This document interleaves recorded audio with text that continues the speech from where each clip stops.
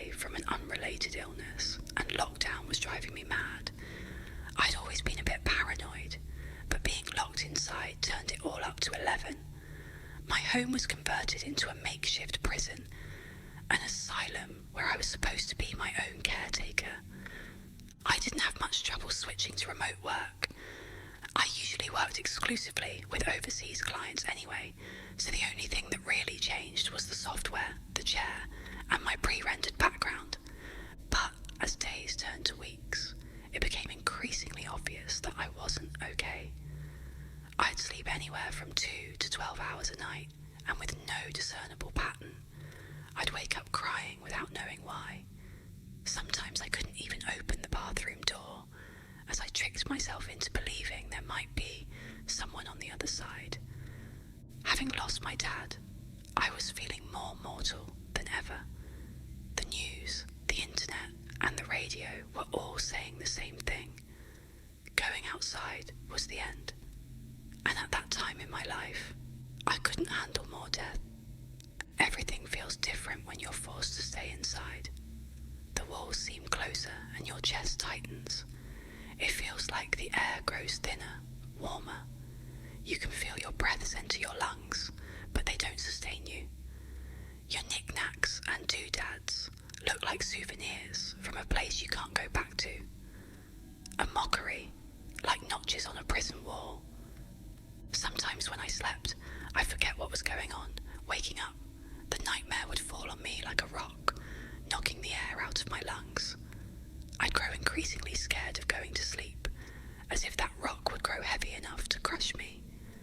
And yet, it was all better than going out there, among the others. I couldn't take a step outside my door. Even if the lockdown was to be lifted that same day, there was no way for me to convince myself that everything was going to be fine. Nothing was fine, and it wouldn't be for some time. My colleague Dana was the first to take notice. I'd been up for about 53 hours. She pulled me into a chat after a remote meeting, telling me I looked sick. I melted. I poured my heart out about anything and everything, barely forming a coherent sentence along the way. If someone asked me to recall what I said that day, I could only hazard a guess. Dinah tried to understand, but must have realised this was above her pay grade. I get it.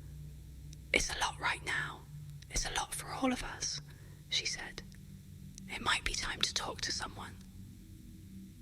She reminded me that we had an agreement with one of our main partners, Hatchet Pharmaceuticals. They handled our health insurance, which also included mental health treatment. In fact, they'd expanded on it since the start of the pandemic. They got a remote counselling program, she said, holding up a brochure. Just use your company login and sign up for a session. What do you think? There wasn't much to say. I was willing to try anything. I filled out a questionnaire and got a response within a couple of hours. I was sent a link to a calendar app and got to pick a name from a list. There were a couple of short descriptions by each available counsellor, giving me a bit of insight into what kind of person they were. There was a man named Gareth who had an empty calendar. It was strange. See, each counsellor could be sorted by seniority and number of patients, and Gareth was at the top. He was, by a good margin, their most experienced employee. So how could his schedule be so empty? I signed up for a session with Gareth the next day. It felt like a stone settling in the pit of my stomach. I was nervous, and I didn't even know why. Maybe it was the prospect of a changing routine that scared me, or maybe it was the thought of opening up to a stranger. Either way, it affected me way more than I thought it would. I went back and forth on cancelling the whole thing. I wandered around like a cat on a hot tin roof, feeling the walls closing in. I ended up on the floor, gasping for air, curled up like a ball. I just wanted it to be over. I took a day off work to have my first session. It was just past lunchtime. I prepped a cup of Earl Grey and a microwaved cinnamon bun as comfort food, but that wouldn't stop my hands from shaking. I got a pop-up on my screen with a blue sunflower logo. Clicking that connect button felt like dipping my heart in ice water. Gareth popped up in a little video feed. He was a man in his late 50s with combed back salt and pepper hair. He had bushy eyebrows, a trimmed goatee, and a white shirt with a black tie. It looked like he was in a large office with wide, open windows. It looked pleasant, airy. "Good afternoon," he smiled. "I'm glad you could make it. It's difficult to take that first step on a new path." "It really is," I nodded. "But I'm glad you did," he said. "Now, how about we talk a little bit about who we are? Would that be all right?" We took turns talking about ourselves.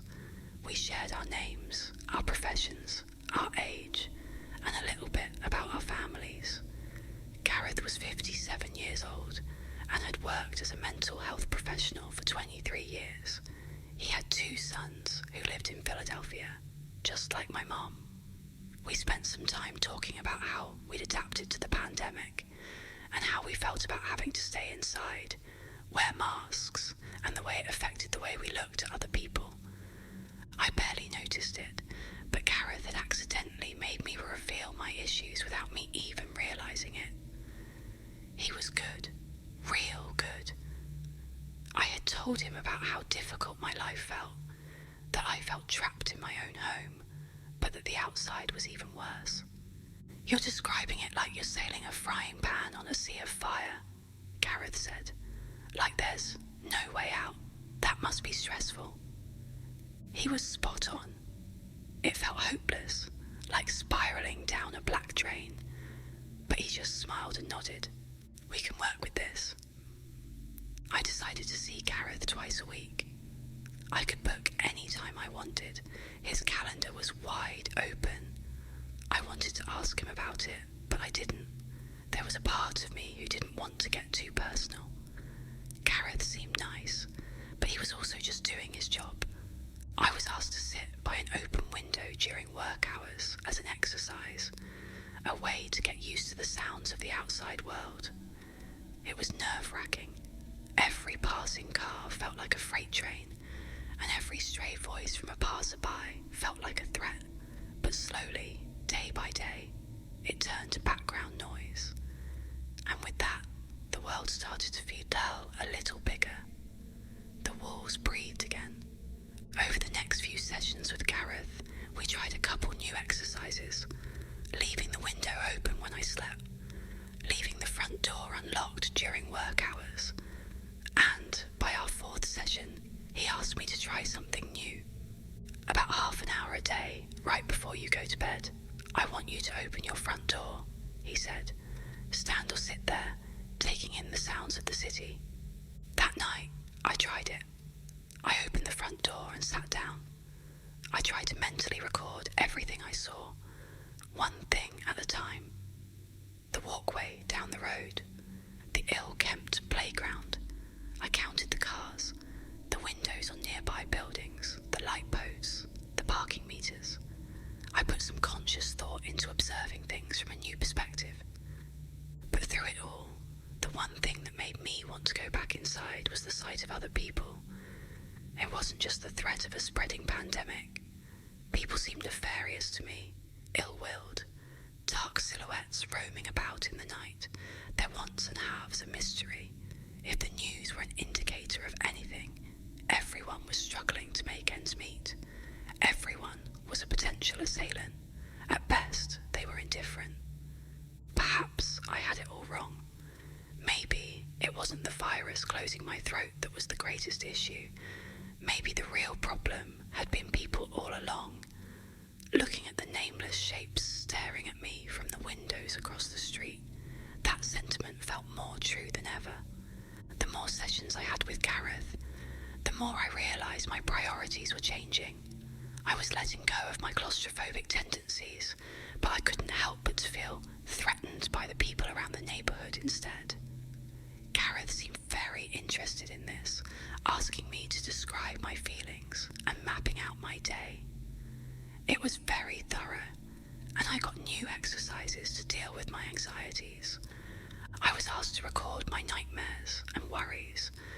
Another day, I was asked to write down stray thoughts on paper. Another day, we had a session about how to practically deal with intruders and how it made me feel that there might be people out there who wanted to harm me. We talked about the many ways people could disappoint you and how easy it was to retreat from the public. But I didn't get a good read on Gareth.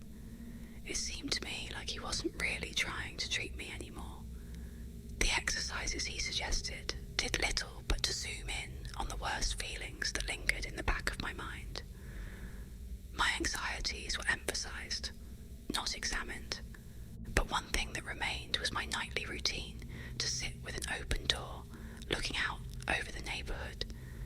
I'd stopped mapping the objects I could see, instead focusing on the neighbours, strangers walking past in the night. I had convinced myself that they wanted my money, my car, my brand name clothes, all of it. I had this feeling that if I were to leave my place for a night, I'd come back to it being ransacked, if I came back at all. It was easier to just stay inside.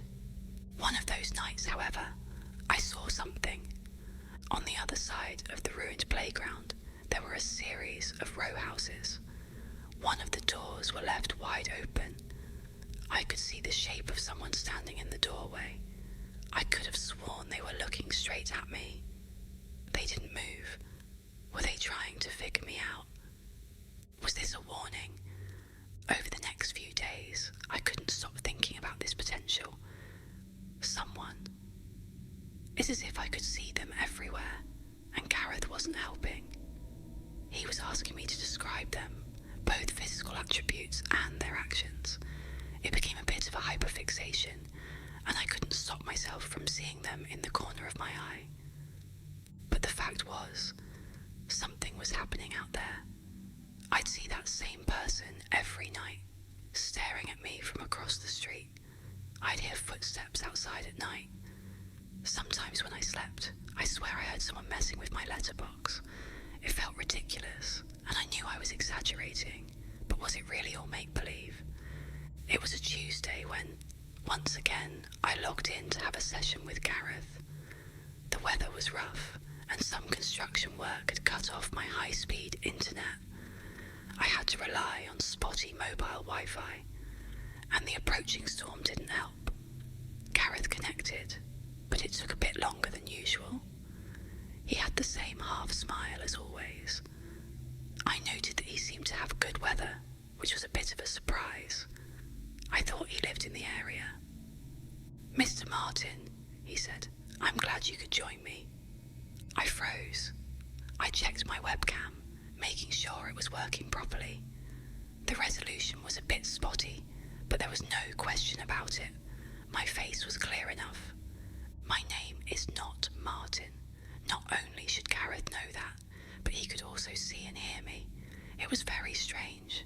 I was caught off guard. "Of course," I said. "Wouldn't miss it." Gareth sat completely still, looking straight ahead. He was silent for almost a full minute. Then sort of sprung to life. I thought that maybe the storm was interrupting the Wi-Fi, but it seemed to be working fine. Maybe there was an issue with Gareth's calendar app. Then again, if that was the case, how come he didn't recognise me? "Have you been keeping up with your exercises?" he asked. "Yeah," I said. "Yeah, I have." "So let's hear it then," he continued. "What did you learn?" "About what?" Gareth leaned back in his chair and chuckled. It was a warm sound, but there was something hollow in it. The screen froze, and in a heartbeat, he was back to leaning forward, looking straight into the camera. "About your target." I barely had to say anything. This Martin person had come to Gareth for an issue similar to mine, something he had diagnosed as general anxiety disorder.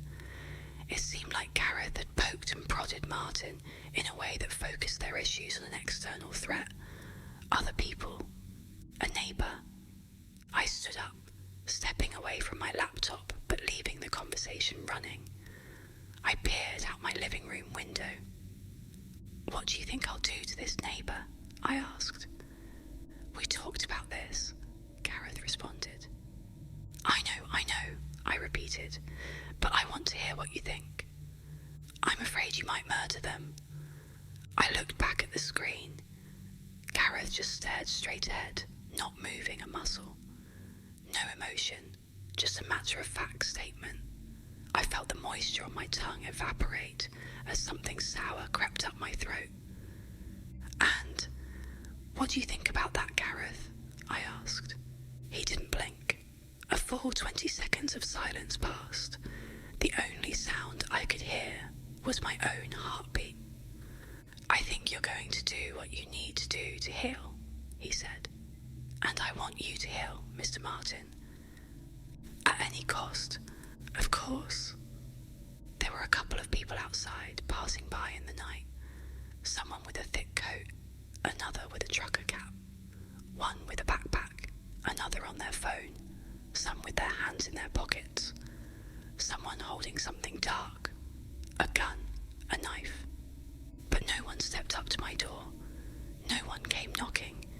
But there was someone standing in an open door on the other side of the playground, looking my way, like they'd done on so many other nights. Maybe they were making a difficult decision. The meeting with Gareth ran out of time, and I dove onto the net. My hands were shaking so much I could barely spell. I checked it all. The name of the program, the pharmaceutical company, Gareth, everything and anything I could get my hands on. There wasn't much to see. Paper trails came to sudden ends. Names were scrubbed or removed. Most people working on the platform were hired as outside consultants, and there was no way to trace what kind of money they were moving or where. And Gareth, he was a puzzle piece. For everything he'd told me, none of it was specific enough for me to look up. There were no names of his children for me to track, no address where he lived, no mention of his previous place of employment. Running out of options, I called up my colleague Dana. It was 11 p.m, but I had to get answers. Dana was sceptical, but she could tell I was upset. She wasn't enthused about getting back in front of her computer, but I got her to look up a couple things. It didn't take long for her to find something curious. "Hatchet has a company policy about billable consultant hours," she said. "They have a maximum number of billable hours. If someone goes past this, they need to be hired as a full-time employee." "How does that relate to their remote platform?" "Gareth and a handful of others go way above this average. They ought to be full-time employees, but there's nothing that says they are. So they're bending their own policy a little, so what?" "There'd be a paper trail," she continued. "We have a close association with them. We got access to their meeting protocols. Policy exemptions need to go through the board. So the only way I see it, there is only two ways to make sense of this." She took off her glasses and leaned into her camera, lowering her voice. "Either this program is run illegally or these people don't exist." I thanked Dana and got back online. There was no way I'd be sleeping that night anyway. A stray thought hit me, and I got back on the calendar app. Even now, in the middle of the night, Gareth was available. I booked an immediate meeting with him. That gave me an idea. Using my phone and a separate login, I checked his calendar again. According to it, he was free despite me having booked that time already. So I booked him again, 2 calls at the same time.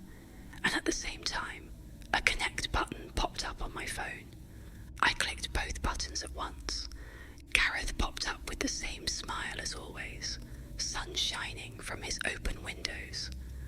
"Good evening," said Gareth on my computer. "Everything all right?" asked the Gareth on my phone. There were 2 of them. They were talking at the same time. I turned off my phone and leaned back. My pulse was rising. I had no idea what I was even looking at anymore. I'd been paranoid about people for weeks.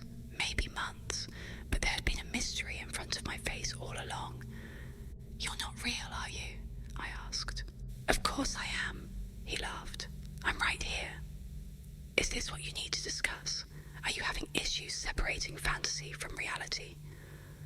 "No," I spat back. "No, you don't get to do that.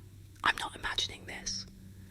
"Then I don't know what to say," he shrugged. "I'm as real as can be. I'm right here." "Then how come you're saying two different things on two different screens, Gareth?" Gareth didn't answer. He looked off screen as if considering something. He looked back up at me, still smiling. "I'm sorry," he said, "but I have an urgent patient issue that I need to resolve." My laptop shut off. Seconds later, my phone went black, and someone was coming up the stairs. Before my heart could skip a beat, something slammed into my front door. I raised my arms as if to shield myself from the sound, and a second later, I heard the hinges buckle and snap. Then something broke. Something splintered.